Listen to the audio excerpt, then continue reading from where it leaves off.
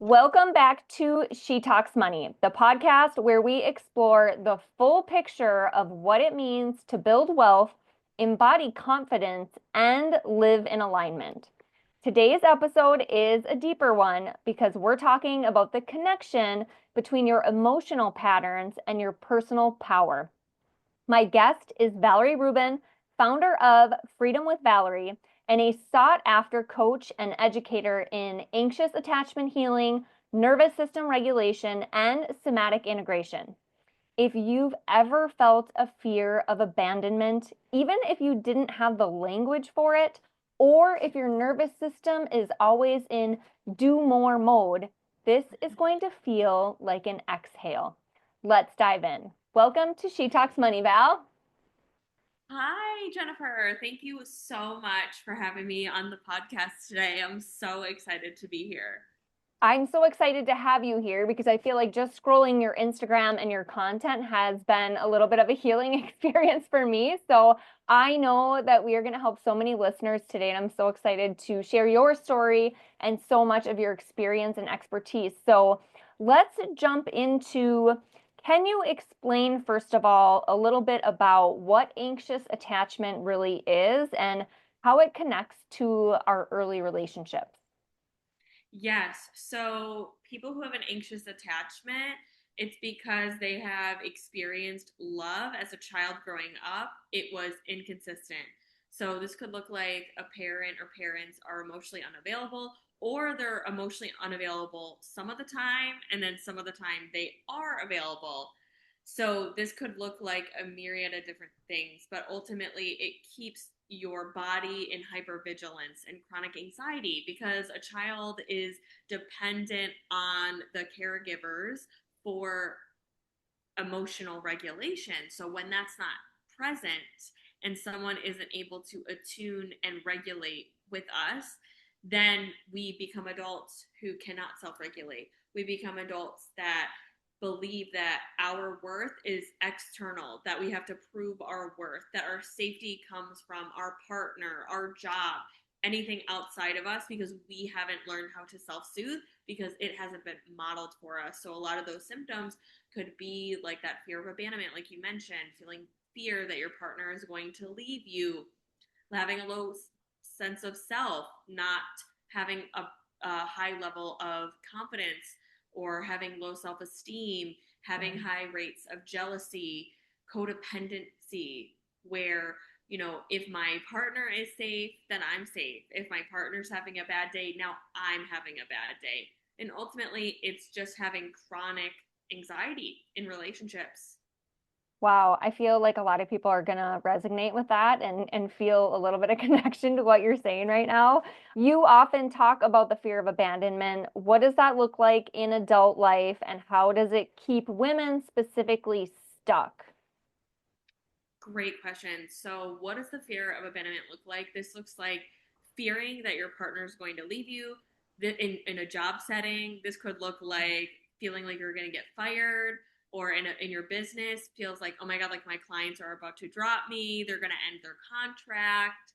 This could just look like really just having the worst case scenario, feeling like my partner's cheating on me. This could look like if your partner is leaving on a business trip for a few days. This could look like immense panic when they take space. Also, people will be very hyper vigilant and hyper attuned. So they might think, oh, my partner is pulling away when they haven't answered, or they haven't sent a good morning text like they typically do. And then this puts you into a spiral and like self blame. What did I do wrong? Mm, Let me try and fix it. When in reality, it's likely your partner was at work and they forgot to message you, or something hmm. happened and they forgot. And this could also look like just having separation anxiety from your partner. This could look like fearing your partner or people closest to you dying. It can look Hmm. like very different ways for different people, but majority, that's really what it looks like. I feel like what I see a lot that, this is probably what's behind that is that feeling of, okay, my life is going really well, or I have this great relationship, but it's not going to last. right? Like, or I don't Mm, deserve this or something like, you know what I mean? Like, I feel like I hear that from people and just even have experienced a little bit about that in my own life. But can you share how these patterns, how you might see these patterns sneak into like our money habits or business decisions or self-worth? mm. Yes. So the fear of abandonment ultimately is I'm not safe or worthy without this person, without my business flourishing, without my money at a certain amount, because people who have anxious attachment, right, they have low self-esteem. So they believe they have to prove their worth. So in their money habits, this could look completely different depending on people's experiences and conditioning around money. But people who are anxiously attached with their money, this could look like feeling like, okay, I just spent money at the grocery store. What if I don't get more? I don't have enough. I never have enough money. So this could turn into protective and defense mechanisms like overworking or becoming a workaholic, because if there's never enough, then that's terrifying. Then it Mm-hmm. feels like I'm going to die. This also is unpopular, but this is what leads people to be very high achieving, Yes. because no matter how much money I make, how much money is in the bank account, it's not enough. Mm-hmm. What if it goes away? I see this and I just kind of came up with a term. It's like savings hoarders. I talk to a Yep. lot of people about, I mean, just the simple act of obviously I'm in the business of buying houses. So whether you're investing in real estate, buying a primary residence, or just talking about investing in general, I feel like these people who just have to have a certain dollar amount or all their money in an easily accessible savings account, it does not matter how much I try to educate them on how much more or how much wealthier they could be if they put their money to work for them and let their money make money. They like can't let it go, right? Like it's there and they know they're not earning anything, but it's in the savings and they have to like hoard it right there. So I connect with that for sure. So let's switch gears a little bit. What is somatic therapy and why is working with the body so crucial in attachment healing? That is such a great question. So, if you, Jennifer, have ever experienced anxiety, or if you're listening to this, and or even if you just resonate with Jennifer, what she just said, you feel like I'm hoarding my money. It is too scary to let this money go. It's too scary to invest it, because what if it goes wrong, right? Right. No matter what you're telling that client, like Jennifer, like you mentioned, like you could tell them the best ways to invest. You could tell them the best way that, and all the logical reasons why it's better to invest it than keep it in a regular savings account, but it doesn't matter to them. The logic, when we're in fight or flight, our Mm-hmm. logical part of our brain shuts off. So this Mm-hmm. is why you may talk to your clients about your these investments, and they will not invest, because no matter what you say, it's not going to matter, because they're in fight or flight. They're thinking of what can go wrong in order to protect myself. Mm-hmm. So it's the same with attachment healing. You might know, hey, my partner is probably working. He probably got busy, and that's why he hasn't texted me for 4 hours. But that doesn't soothe that internal anxiety, because any big reaction we have, it's coming from a younger part of us, not our true adult self. So, why somatic therapy is important is because our body remembers everything that we have experienced. And so, until we soothe that internal anxiety, that panic in your chest, that tension in your body, the logic is not going to come back online. And so, somatic therapy helps you to connect with the emotions and feelings that are driving the anxiety. And then, once we can learn how to self regulate and come back to safety, then we're going to feel safer taking bigger risks, right? Getting Mm-hmm. another real estate property, being able to invest that money, feeling safe in our body, feeling like we are capable. So, somatic therapy is absolutely crucial because it's stored in our body. We can't think our way out of an anxious spiral. Mm-hmm. And for those of us and the listeners that aren't familiar at all with somatic therapy, what does that look like? I come to you, I have some of these issues. We're going to start some somatic therapy. What does that look like for me as a client? So, what would somatic therapy look like for you as a client is starting out, we are teaching you how to self regulate. What does that mean? So, we have 4 different states of our nervous system. So, this is how we react to threats. So this looks like flight, that anxiety, or OCD-like symptoms. Freeze, which is depression, or just feeling paralyzed by things that you Mhm. have to do. Fight, which is anger, and then fawning, which is people pleasing. Mhm. So all of these things require different tools. So I teach clients one on one how to work with each of these states. So for anxiety, this could look like doing EFT tapping, shaking, dancing, doing a brisk walk, and then just really just sitting with the feelings and being with the feelings of anxiety in your chest.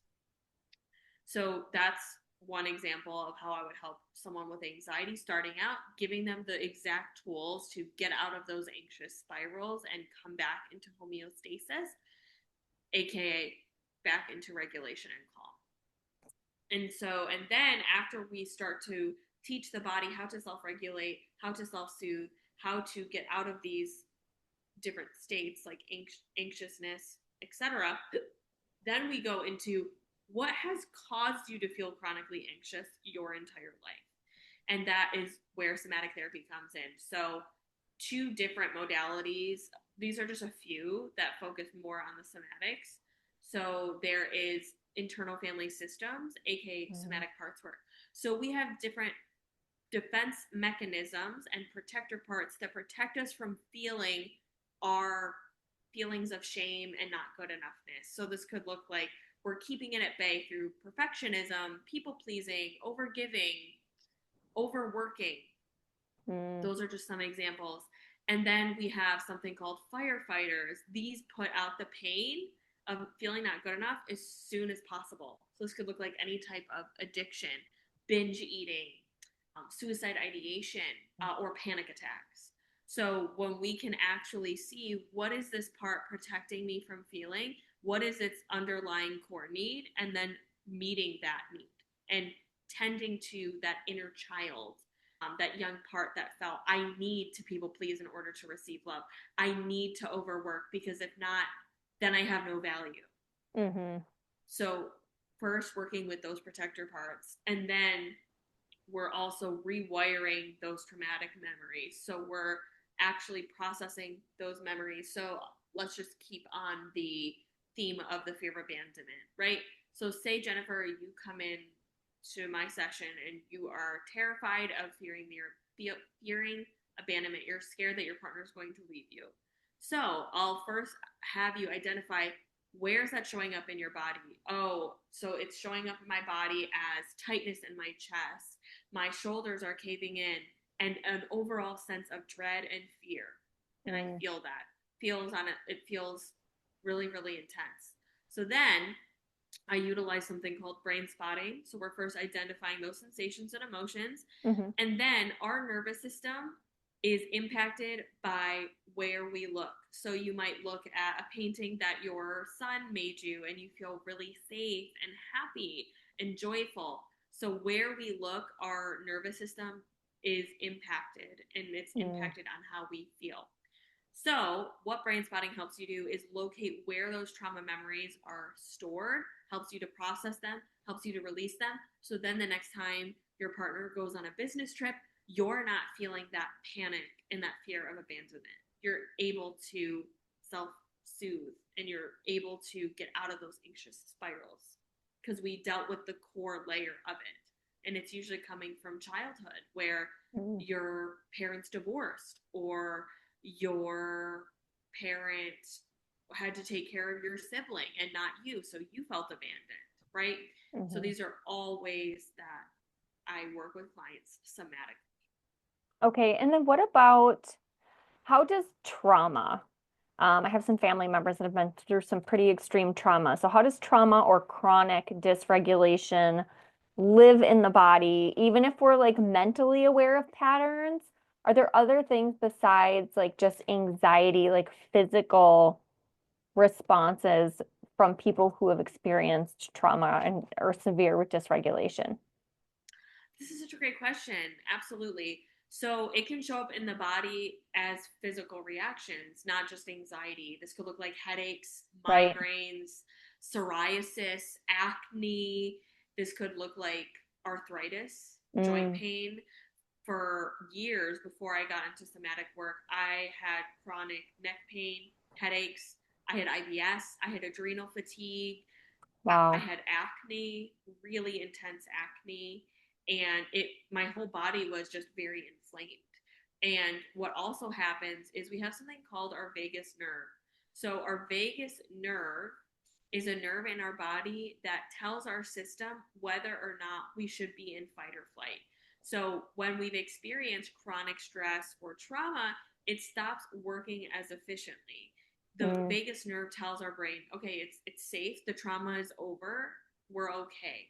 But when we have experienced this chronic stress, it stops working as efficiently. So then we get stuck on in that fight or flight.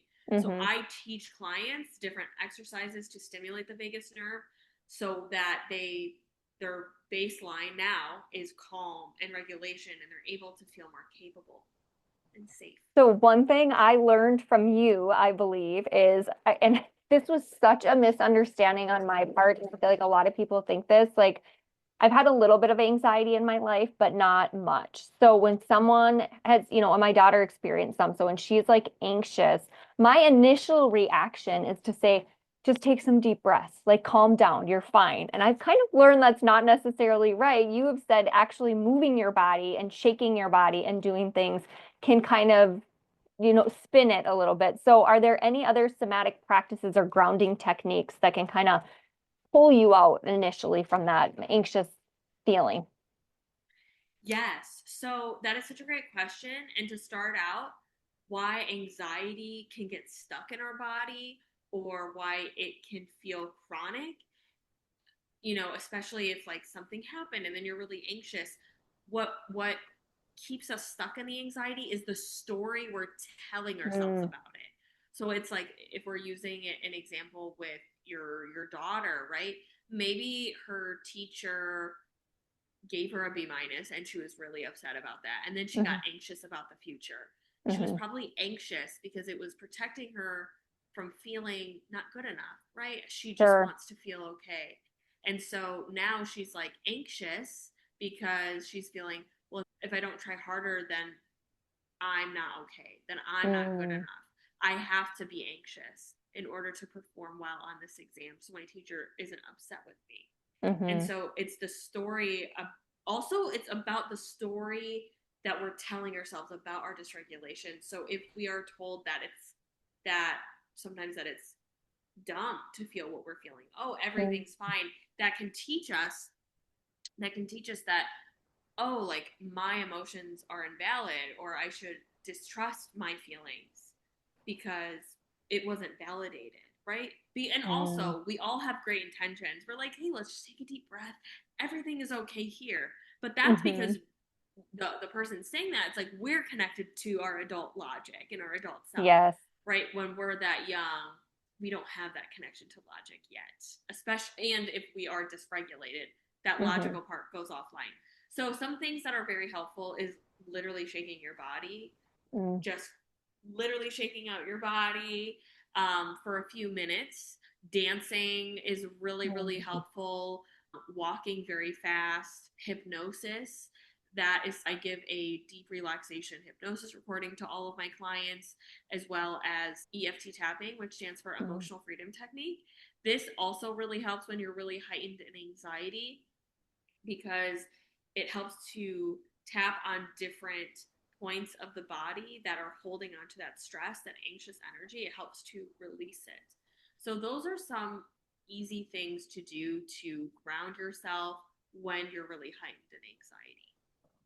Okay, and I want you guys to go back and listen to that because as a parent, it makes me want to cry because I think we always want our kids just to be okay, right? And we Of forget course. how emotional that time period is, especially through puberty and all of that, but Oh, yeah. also to really, like, to your point, like it actually wasn't about the grade necessarily. It was like how, and because I relate to that so much because that's where probably a lot of our anxiety comes from is school. And it's like, wait a minute, maybe that reassurance that you are good enough and you're perfect just the way you are and not, it's not about the grade or the teacher. So that they re-listen to that, I think that's so relatable. Um, Yes, and one other thing came up. It's just to, especially if you're a parent listening to this, it's like just validating how they're feeling. Hey, Mm, it's okay to feel that way. I can understand how that would feel really anxiety. Like how I can understand why you're so anxious. That mm-hmm, sounds really stressful. That must be a lot that your teacher was upset with you or that you didn't get that grade, the grade mm-hmm, that you wanted.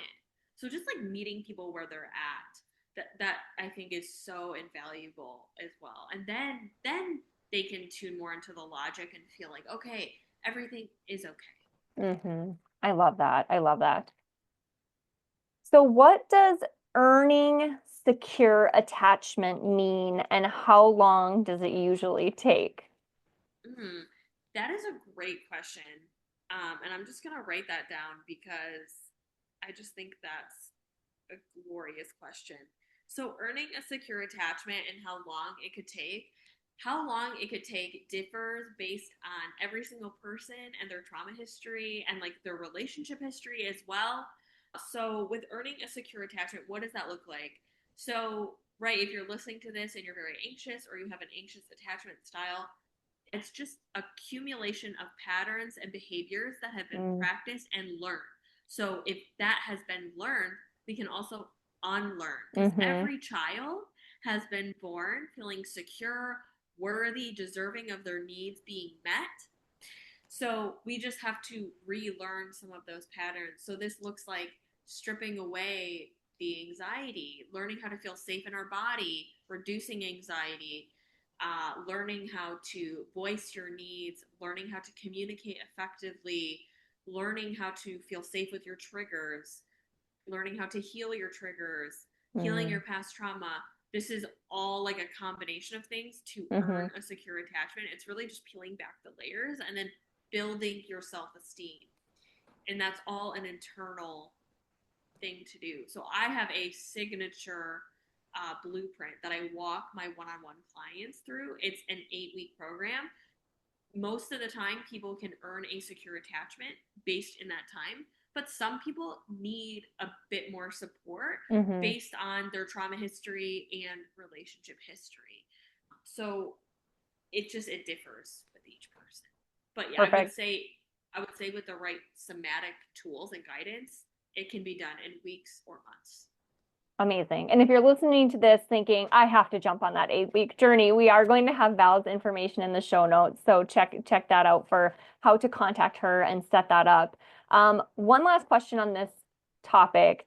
For high achieving women, what does it look like to move from hyper independence or people pleasing? I relate to Mm. that so much. People pleasing into like secure relating. This is such a fabulous question. Thank I you. love this. Wow. So when we're people pleasing, people say, oh, people pleasing is manipulative. It Mm, absolutely is not.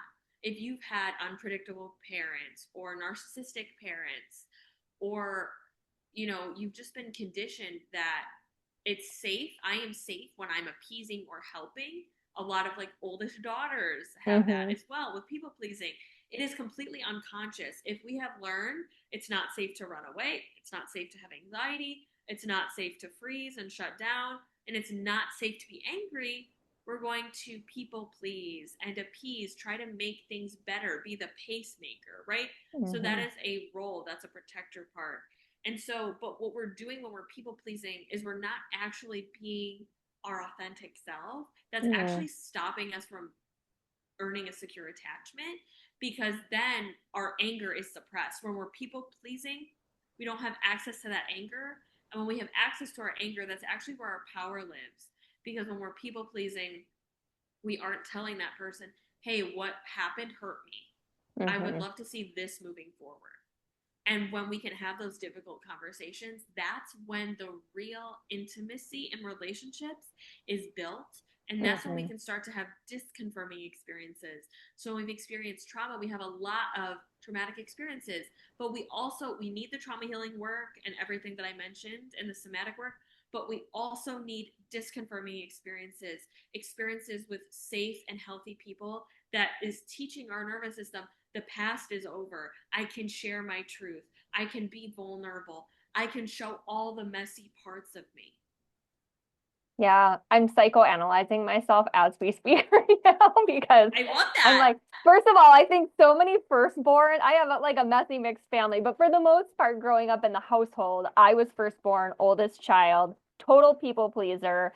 And in my adult life, like my love language is acts of service, right? And maybe because I needed or wanted more done for me growing up, whatever that means. But acts of, but I then we tend to speak in our love language as well, right? And so Yes. just even in the last handful of years, I've worked hard on setting boundaries and like, okay, I love to do things for people, but you also have to realize when, especially as a mom and kids and we're running a business, it's like, wait a minute, there's boundaries here and I have to teach my kids to do some things for themselves as well, even though I love to do it. Otherwise, moms run ragged and I can't do, I won't survive that way. So it's so interesting. So let's flip a little bit and talk about what was your turning point? When did you realize this was your healing path and your mission? If you'll share a little bit of your story. Yeah, absolutely. So by the time I was in my early 20s, I felt like I was living in a 9-year-old's body because I had chronic headaches, neck Oh, pain, back pain, IBS, and no one could figure out what was wrong. I did all the tests for the doctor, but what I didn't realize back then was that the anxiety wasn't just in my mind, it was living in my body. I was mm, doing all the right things, doing years of therapy, trying to fix myself, I was exercising, even taking medication. None of it was like helping me long term. I still was anxious, feeling like I wasn't good enough. And there were like many turning points, but it was when I just kept ending up in relationships after relationship with emotionally unavailable and narcissistic partners. Because deep down, mm, I thought if I could just earn their love, then I'll finally be worthy subconsciously. And everything started to change when I stopped trying to think my way out of my anxiety and mm, started working with my body using somatics. That's when the pain started to disappear. That's when I started to have healthy relationships. That's when my pain went away. That is when mm, the anxiety became a lot more manageable and I stopped having this compulsion and attraction to emotionally unavailable people. And that's when mm, I really discovered my blueprint because I know exactly how to teach people to mm-hmm. go from anxiously attached to have a earned earned secure attachment. Amazing. And so, how do you now approach relationships, leadership, business from a more secure, regulated place? Yeah, I would say when something feels wrong, I will voice it. I am much more vulnerable. And that Mm-hmm. doesn't mean that I'm completely regulated all the time when I'm doing that. This Mm-hmm. could look like feeling really scared to share my truth because, right, we're humans. Yeah. But also what it looks like in business and leadership, adding on to what you said, it's setting boundaries, having cancellation policies, having payment policies, Mm-hmm. because especially in helping fields like mine, we are taught to be compassionate and understanding, and that's beautiful, but you need to have boundaries in leadership. You need to have boundaries with your clients. You need to have times that you are communicating with your clients and times that you are not. Mm, And those are some ways that I really navigate it from more of this earned secure attachment. I love that. And it's so true. So, what kind of transformations do your clients experience through your programs or somatic coaching? Yes. So I would say I'll give some examples. I had a client, let's just name her Lily. So she came to me and she felt like she was just attracting emotionally unavailable and narcissistic partners.